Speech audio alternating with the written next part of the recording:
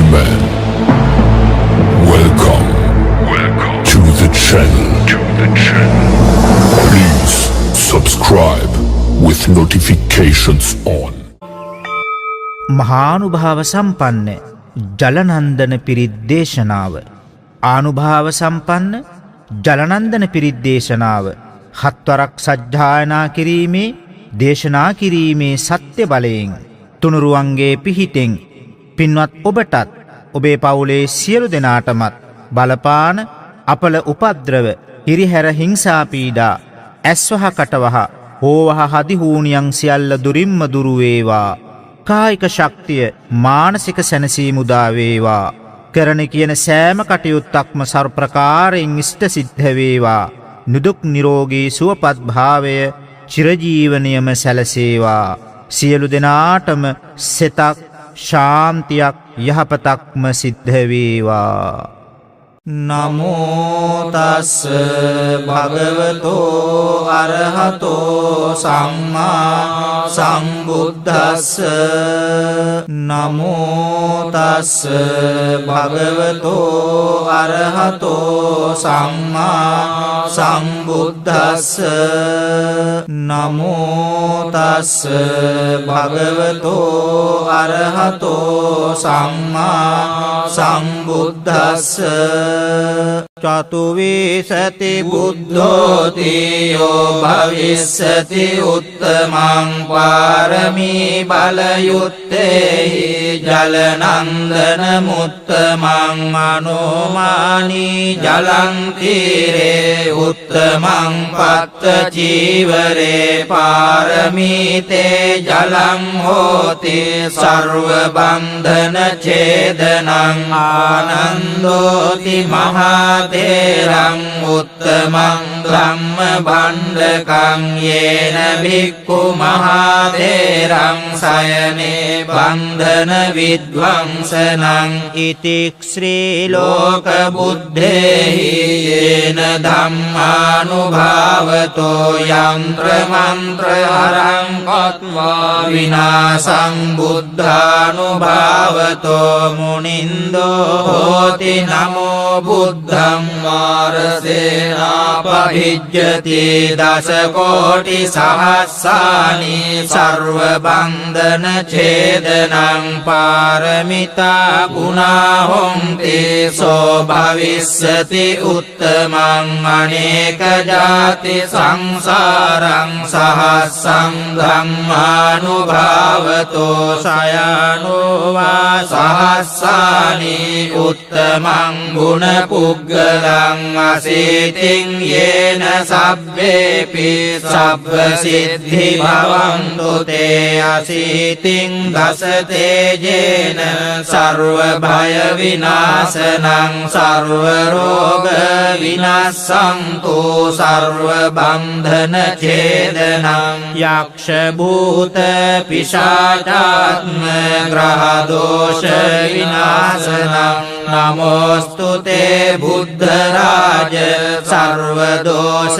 විනාශනං චතුවිසති බුද්ධෝති යෝ භවිස්සති උත්තමං පාරමී බලයුත්තේහි ජලනන්දන මුත්තමං මනෝමානී ජලං තීරේ උත්තමං පත්ත චීවරේ පාරමීතේ ජලං හෝති සර්ව බන්ධන ඡේදනං ආනන්දෝති මහතේරං උත්තමං ධම්ම භණ්ඩකං යේන භික්ඛු මහතේරං සයනේ බන්ධන විද්වංසනං ඉතික්ඛ්‍රී ලෝක බුද්ධේහි යේන ධම්මානුභාවතෝ යන්ත්‍ර මන්ත්‍ර හරං කତ୍වා විනාසං බුද්ධානුභාවතෝ මුනින්දෝ හෝති නමෝ බුද්ධං මාරසේනාපහිජ්ජති දස කෝටි සහස්සානි සර්ව බන්ධන ඡේදනං පාරමිතා ගුණා හොන්ති සෝ භවිස්සති උත්තමං අනේක ජාති සංසාරං සහස්සං ධම්මානුභාවතෝ සයනෝ වා සහස්සානි උත්තමං ගුණ පුග්ගලං අසීතින් යේන සබ්බේපි සබ්බ සිද්ධි භවන්තු තේ අසීතින් දස තේජේන සර්ව භය විනාශනං සර්ව රෝග විනාශන්තු සර්ව බන්ධන ඡේදනං යක්ෂ භූත පිශාචාත්ම ග්‍රහ දෝෂ විනාශනං නමෝස්තු තේ බුද්ධ රාජ සර්ව දෝෂ විනාශනං චතුවිසති බුද්ධෝති යෝ භවිස්සති උත්තමං පාරමී බලයුත්තේහි ජලනන්දන මුත්තමං අනෝමානී ජලං තීරේ උත්තමං පත්ත චීවරේ පාරමීතේ ජලං හෝති සර්ව බන්ධන ඡේදනං ආනන්දෝති මහතේරං උත්තමං ධම්ම භණ්ඩකං යේන භික්ඛු මහතේරං සයනේ බන්ධන විද්වංසනං ඉතික් ශ්‍රී ලෝක බුද්ධේහි යේන ධම්මානුභාවතෝ යන්ත්‍ර මන්ත්‍ර හරං කତ୍වා විනාසං බුද්ධානුභාවතෝ මුනින්දෝ හෝති නමෝ බුද්ධං මාරසේනාපහිජ්ජති දස කෝටි සහස්සානි සර්ව බන්ධන ඡේදනං පාරමිතා ගුණා හොන්ති සෝ භවිස්සති උත්තමං අනේක ජාති සංසාරං සහස්සං ධම්මානුභාවතෝ සයනෝ වා සහස්සානි උත්තමං ගුණ පුග්ගලං අසීතින් යේන සබ්බේපි සබ්බ සිද්ධි භවන්තු තේ අසීතින් දස තේජේන සර්ව භය විනාශනං සර්ව රෝග විනාශන්තු සර්ව බන්ධන ඡේදනං යක්ෂ භූත පිශාචාත්ම ග්‍රහ දෝෂ විනාශනං නමෝස්තු තේ බුද්ධ රාජ සර්ව දෝෂ විනාශනං චතුවිසති බුද්ධෝති යෝ භවිස්සති උත්තමං පාරමී බලයුත්තේහි ජලනන්දන මුත්තමං අනෝමානී ජලං තීරේ උත්තමං පත්ත චීවරේ පාරමීතේ ජලං හෝති සර්ව බන්ධන ඡේදනං ආනන්දෝති මහතේරං උත්තමං ධම්ම භණ්ඩකං යේන භික්ඛු මහතේරං සයනේ බන්ධන විද්වංසනං ඉතික් ශ්‍රී ලෝක බුද්ධේහි යේන ධම්මානුභාවතෝ යන්ත්‍ර මන්ත්‍ර හරං කତ୍වා විනාසං බුද්ධානුභාවතෝ මුනින්දෝ හෝති නමෝ බුද්ධං මාරසේනාපහිජ්ජති දස කෝටි සහස්සානි සර්ව බන්ධන ඡේදනං පාරමිතා ගුණා හොන්ති සෝ භවිස්සති උත්තමං අනේක ජාති සංසාරං සහස්සං ධම්මානුභාවතෝ සයනෝ වා සහස්සානි උත්තමං ගුණ පුග්ගලං අසීතින් යේ येन सब्बेऽपि सब्बसिद्धि भवन्तु ते अशीतिं दशतेजेन सर्वभयविनाशनं सर्वरोगविनाशन्तु सर्वबन्धनच्छेदनं यक्षभूतपिशाचात्मग्रहदोषविनाशनं नमोऽस्तु ते बुद्धराज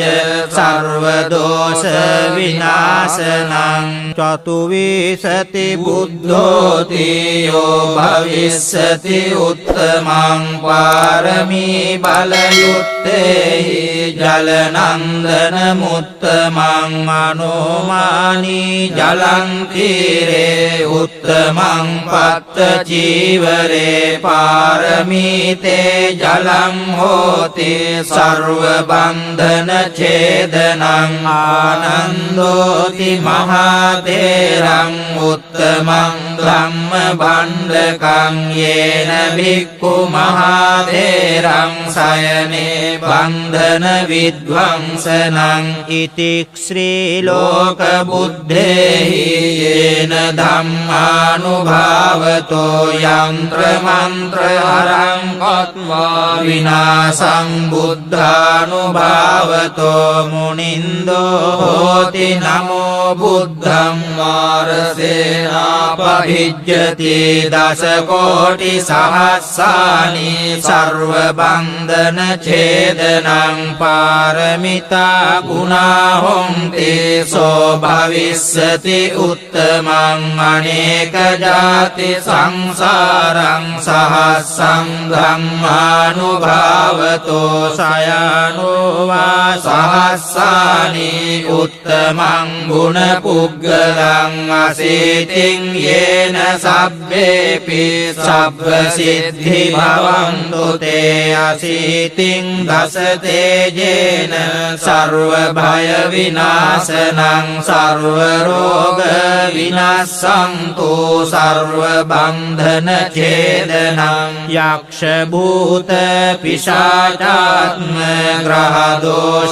यक्षभूतपिशाचात्मग्रहदोषविनाशनं नमोऽस्तु ते बुद्धराज सर्वदोषविनाशनं चतुर्विंशति बुद्धोऽति यो भविष्यति उत्तमं पारमी बलयुक्ते जलनन्दनमुत्तमं मनोमानी जलं तीरे उत्तमं पत्तचीवरे पारमीते जलं होति सर्वबन्धनच्छेदनं आनन्दोति महातेरं उत्तमं ब्रह्मभण्डकं येन भिक्खु महातेरं शयने बन्धनविध्वंसनं इति श्रीलोकबुद्धेः येन धम्मानुभावतो यन्त्रमन्त्रहरं कृत्वा विनाशं बुद्धानुभावतो मुनिन्दो होति नमो बुद्धं वारसेनापभिज्यति दशकोटिसहस्राणि सर्वबन्धनच्छेदनं पारमिता गुणा होन्ति सो भविष्यति उत्तमं अनेकजाति संसारं सहस्रं ब्रह्मानुभावतो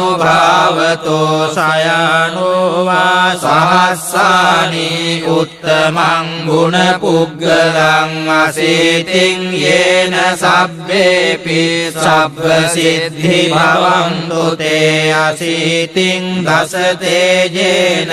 सर्वभयविनाशनं सर्वरोगविनाशन्तु सर्वबन्धनच्छेदनं यक्षभूतपिशाचात्मग्रहदोषविनाशनं नमोऽस्तु ते बुद्धराज රාජ සර්වදෝෂ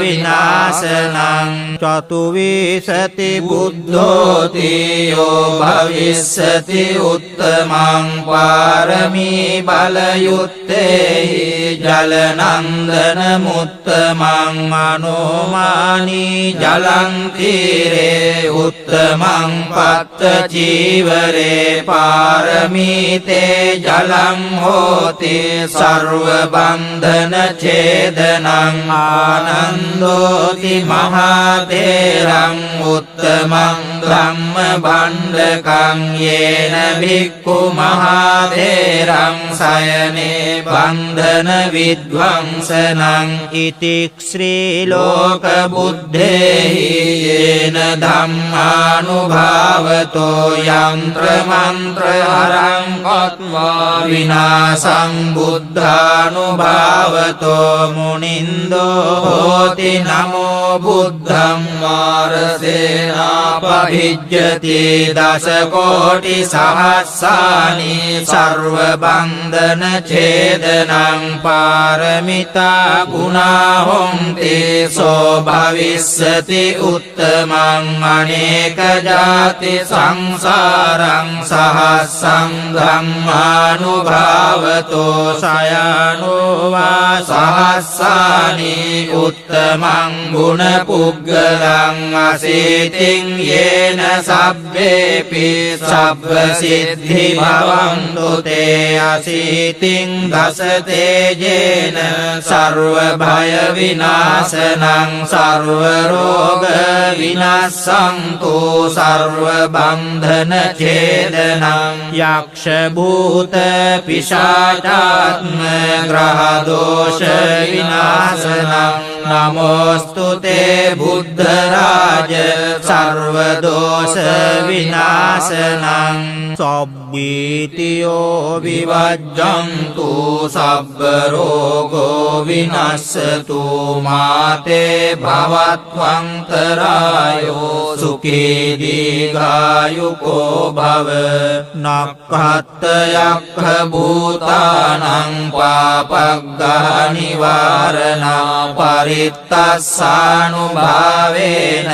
හන්තු තේ සම්උපද්දවේ නක්ඛත් යක්ඛ භූතානං පාපග්ගහ නිවාරණා පරිත්තස්සානුභාවේන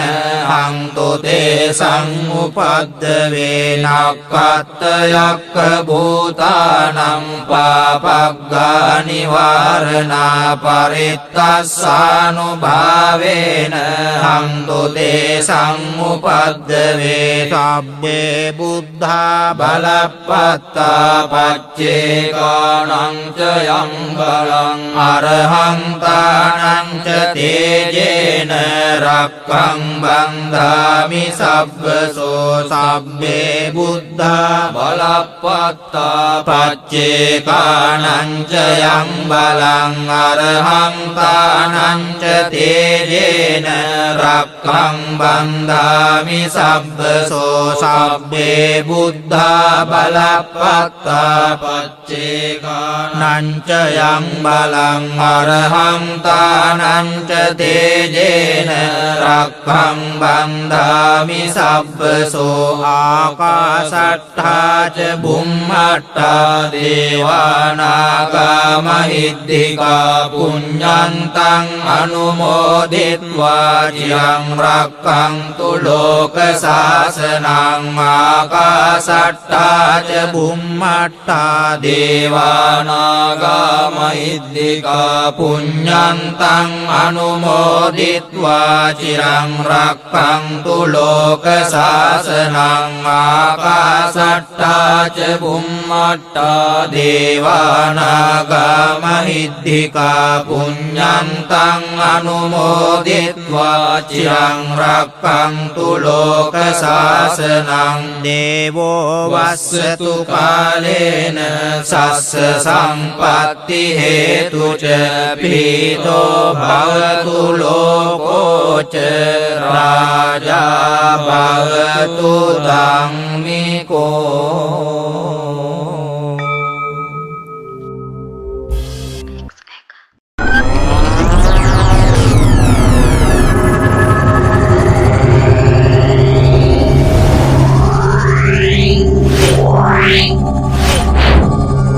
you